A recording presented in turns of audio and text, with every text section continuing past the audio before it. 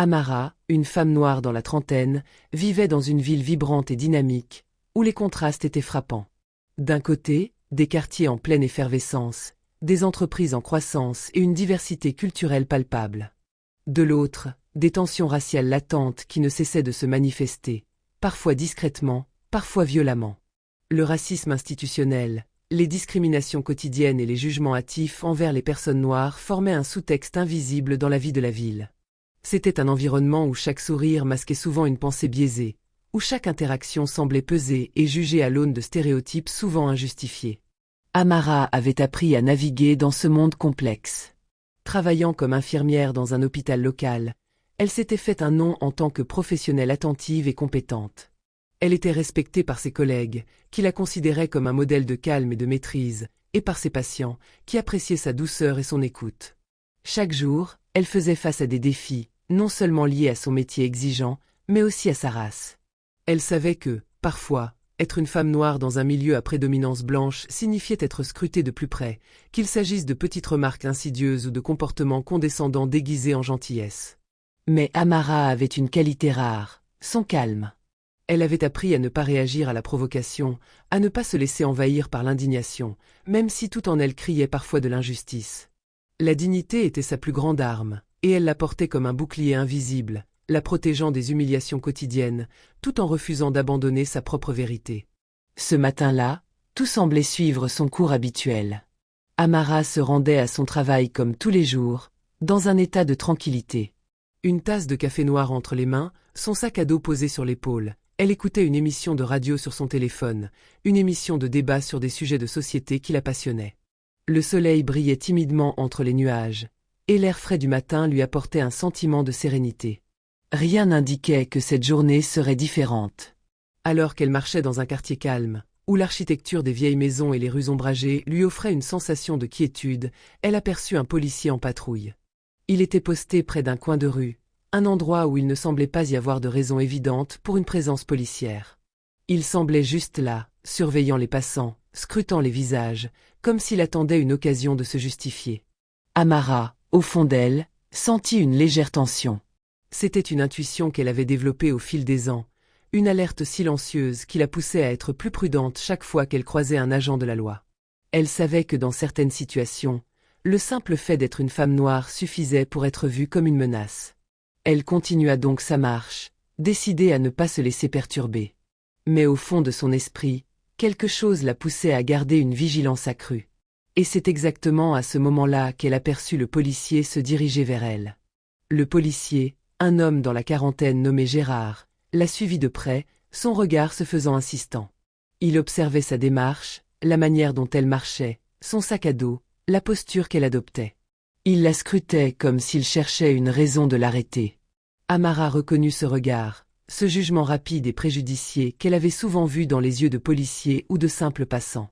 Elle savait que ce regard ne l'accueillait pas comme une citoyenne, mais comme une suspecte. Pour lui, il était évident qu'il fallait toujours être vigilant face aux « personnes comme elle », comme si son seule existence était une justification pour la surveiller. Amara ne s'arrêta pas, mais sa respiration devint plus mesurée. Elle n'était pas une étrangère à ce genre de comportement, des contrôles inutiles, des regards suspicieux, des questions sans fondement. Cela faisait partie de son quotidien, même si elle ne le laissait jamais paraître. Mais ce matin-là, il y avait quelque chose dans l'air qui lui disait que cette fois-ci, ça allait aller plus loin. Gérard, qui continuait de la suivre à une distance rapprochée, finit par s'arrêter brusquement devant elle, coupant son chemin. Il la fixa intensément, de haut en bas, comme s'il cherchait un prétexte pour l'arrêter. Amara, sentant la situation devenir tendue, ralentit sa démarche et leva les yeux vers lui, se préparant à toute éventualité. Il n'y eut aucun salut, aucun mot de courtoisie. Il s'arrêta net, l'observa un instant, puis demanda d'un ton autoritaire. « Qu'est-ce que vous faites ici ?» Amara, un instant déstabilisée par la brutalité de l'interruption, répondit d'une voix calme mais ferme. « Je vais au travail, je n'ai rien fait de mal. » Mais Gérard, visiblement agacé, ne sembla pas prendre sa réponse en compte. Il s'avança vers elle, se plantant en travers de son chemin, comme s'il avait l'intention de la bloquer. « Vous vous êtes arrêté un peu trop près d'un véhicule. Vous êtes en train de le voler ?» dit-il brusquement, Une accusation infondée qui résonnait dans l'air comme une menace. Amara restify incredule. C'est ridicule, je ne vole rien, répondit-elle d'une voix posée, mais l'esprit déjà en alerte. Elle sentait que cette confrontation allait rapidement dégénérer si elle ne prenait pas une attitude de calme absolu. Mais elle savait aussi que rien de ce qu'elle disait n'allait faire une différence, pas tant qu'il ne voulait pas écouter. Gérard, loin de la croire, se montra encore plus agressif. « Ne me dites pas ce que vous êtes en train de faire. Je sais très bien ce que vous préparez. » Amara sentit la colère monter en elle, comme une vague qui menacerait de tout engloutir. Mais dans un ultime effort, elle se força à garder son calme. Chaque fibre de son être lui criait de réagir, de répondre à cette injustice, mais elle savait que tout geste brusque pourrait être interprété à tort, surtout avec un policier dont le jugement semblait déjà faussé par des préjugés raciaux. Elle était consciente que dans cette société, sa dignité et son calme étaient souvent les seules armes qu'elle avait pour se défendre. Tout éclat émotionnel, même légitime, serait vu comme une provocation de plus, une raison de plus pour qu'on la criminalise. Elle avait trop appris au fil des années pour laisser ses émotions prendre le dessus. C'était une question de survie. Amara était une femme réfléchie, pragmatique. Alors, tout en restant immobile face à l'agression verbale de Gérard, elle sentit son sac à main contre son flanc. Son téléphone était là, comme un objet presque magique dans ce monde où les preuves ne résidaient pas toujours dans la vérité, mais dans les images et les mots enregistrés. Instinctivement, elle appuya sur l'enregistrement vidéo. Elle savait que dans ce monde où les témoignages étaient souvent balayés par des jugements biaisés, où l'on vous considérait coupable avant même que vous ayez pu vous défendre, la vérité serait plus puissante si elle était capturée et partagée. Si le système de justice était sourd, alors elle allait le forcer à entendre. Gérard, ne voyant pas d'obstacle à son pouvoir, commença à l'accuser de comportement suspect. Il prétendit qu'elle ressemblait à une personne recherchée, un criminel qu'il n'avait même pas l'air de pouvoir décrire correctement. Il ne donnait aucune preuve, aucun fait concret, mais ses accusations étaient comme des coups de marteau, s'abattant sur Amara sans raison valable. Il continuait d'insister, se noyant dans une série d'affirmations absurdes et sans fondement, toutes basées sur rien d'autre que son propre préjugé. Il n'avait pas besoin de preuves, pas quand il détenait l'autorité, pas quand il pouvait se permettre de terroriser quelqu'un comme elle. « Vous avez l'air de quelqu'un que je connais », dit-il d'un ton condescendant, comme si cette simple affirmation suffisait à justifier son emprise sur elle. « Vous êtes une menace pour la société. » Le dernier commentaire de Gérard résonna dans l'air comme une condamnation. Amara sentit une bouffée de chaleur lui envahir la poitrine, mais elle se força à rester de marbre.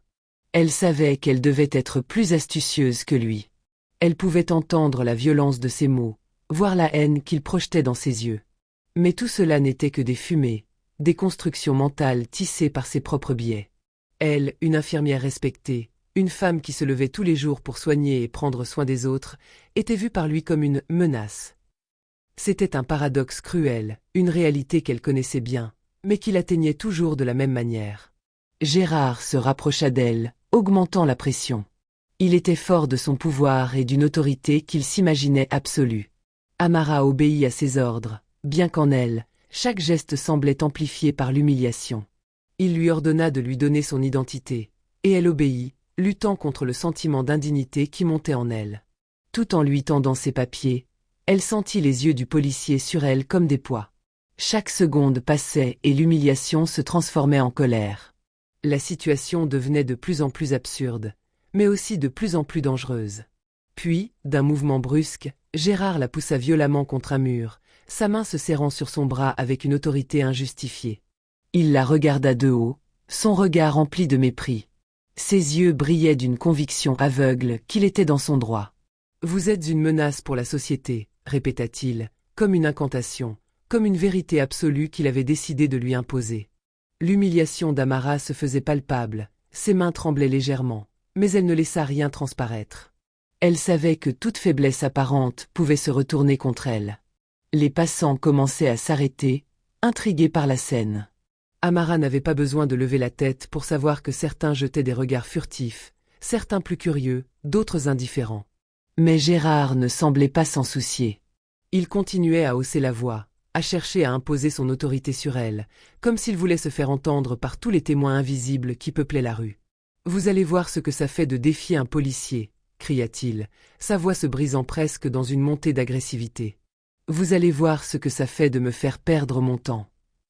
Mais, dans la chaleur du moment, un petit détail fit toute la différence. Amara n'était pas seule.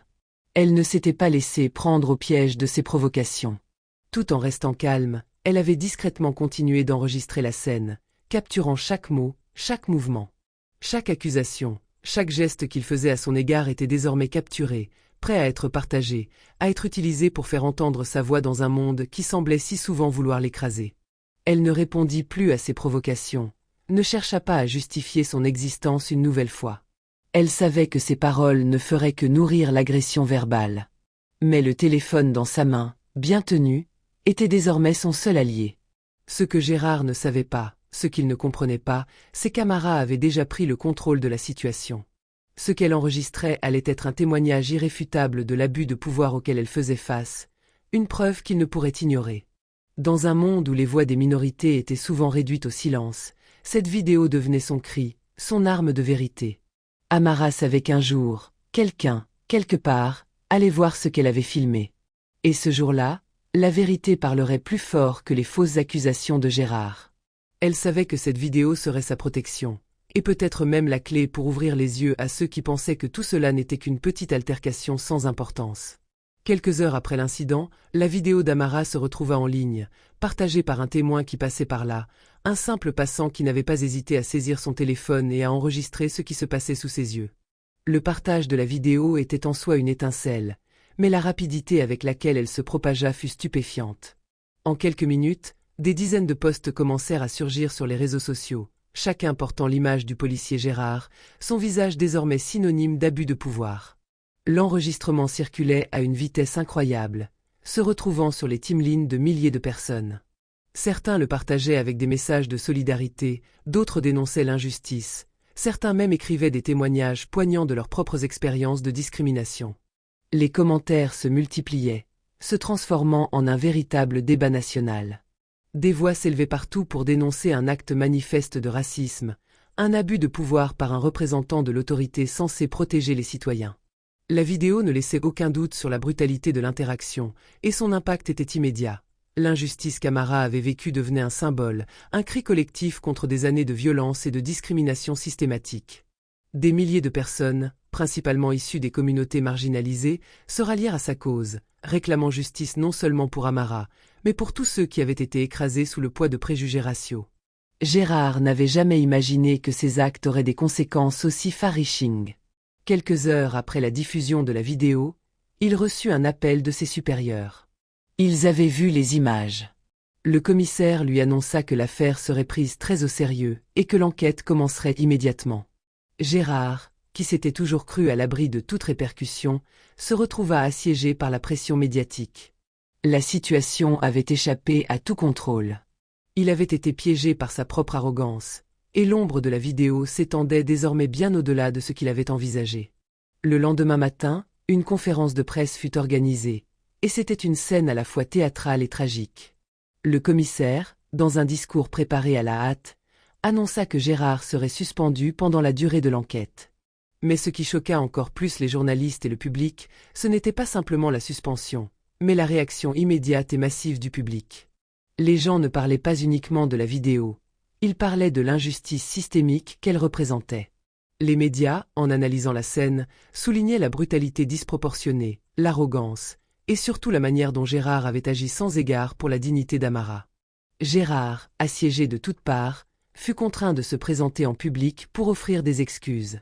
Lors de son entrevue télévisée, il tenta de justifier son comportement, se cachant derrière des arguments flous sur la sécurité publique et la nécessité de maintenir l'ordre.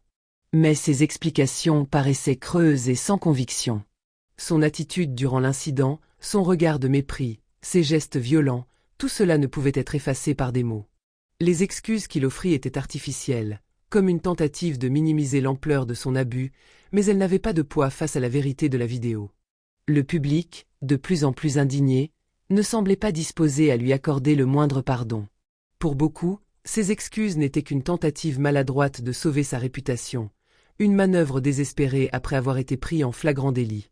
Amara, quant à elle, resta sereine, presque détachée. Elle savait que ce n'était pas la reconnaissance de son acte qui la concernait, mais la nécessité que des policiers comme Gérard soient tenus responsables de leurs abus. Elle avait agi avec une profonde conviction qu'elle avait fait ce qu'il fallait. La vidéo qu'elle avait partagée n'était pas simplement un enregistrement, c'était un cri de vérité, un acte de résistance dans un système qui trop souvent fermait les yeux. Si sa vidéo pouvait être le catalyseur d'un changement dans la manière dont les policiers interagissent avec les citoyens, si elle pouvait rappeler à chacun que les abus de pouvoir ne devraient jamais être tolérés, alors elle en serait fière. Elle n'avait pas filmé pour obtenir une revanche personnelle, mais pour exposer la vérité qui, trop souvent, était étouffée. En dépit des commentaires partagés entre ceux qui exigeaient la démission de Gérard et ceux qui appelaient à une « seconde chance », pour lui, Amara ne se laissait pas émouvoir par les critiques. Elle savait que cette vidéo était un outil, et non un symbole de vengeance. Les jours suivant la conférence de presse, l'affaire continua de faire parler d'elle. Gérard, après une enquête interne, fut mis en congé forcé et il risquait des sanctions disciplinaires sévères.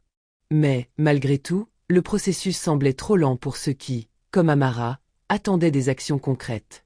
Les voix sur les réseaux sociaux se divisaient. Certains prônaient une réforme plus large du système policier, tandis que d'autres se concentraient uniquement sur l'incident en question. Mais pour Amara, ce qui comptait le plus, c'était la prise de conscience collective, la manière dont la vidéo avait permis de dévoiler l'injustice systémique à l'échelle nationale. Amara, bien qu'admirée pour sa bravoure, préférait rester dans l'ombre. Elle n'avait pas cherché la reconnaissance, mais la justice. Elle n'était pas là pour être un héros, elle voulait simplement que la vérité soit entendue. Loin des projecteurs, elle continuait sa vie, se concentrant sur son travail, sa famille et ses engagements personnels. Mais dans son esprit, elle savait que cet événement marquait un tournant. Ce n'était pas seulement une victoire pour elle, mais pour toutes les personnes qui avaient été victimes d'injustices similaires. La vidéo qu'elle avait partagée, même si elle n'avait pas cherché à attirer l'attention, était devenue un symbole de résistance contre les abus policiers.